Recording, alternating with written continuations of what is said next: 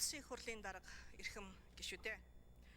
Сонгуулийн ерөнхий хорооны дарга Пүрвэгийн дэлгэр наран сонгуулийн ерөнхий хорооны дарга гишүүнээс чөлөөлөгдөх тухай хүсэлтэд сонгуулийн төв байгууллагын тухай хууль заасны дагуу 2025 оны 12 дугаар сарын 8-ны өдөр Монгол Улсын их хурлын даргад ирүүлсэн болно. Сонгуулийн төв байгууллагын тухай хуулийн 6 дугаар зүйлийн 6-гийн 3 дахь хэсэг Монгол Улсын их хурлын чуулганы хуралдааны дэгийн тухай хуулийн 111-р зүйлийн 111-ийн 1 дахь хэсэгт заасны дагуу сонгуулийн ерөнхий хорооны дарга гишүүнээс чөлөөлөх тухай асуудлыг төрийн байгуулалтын байнгын хороо 2025 оны 12 дугаар сарын 16-ны өдрийн хуралдаанаар хэлэлцлээ. Сонгуулийн ерөнхий хорооны дарга Пүрвэгийн дэлгэр наранг өөрийнх нь гаргасан хүсэлтийг үндэслэн сонгуулийн ерөнхий хорооны дарга гишүүнээс чөлөөлөхийг байнгын хорооны хуралдаанд оролцсон гишүүдийн олонх дэмжсэн.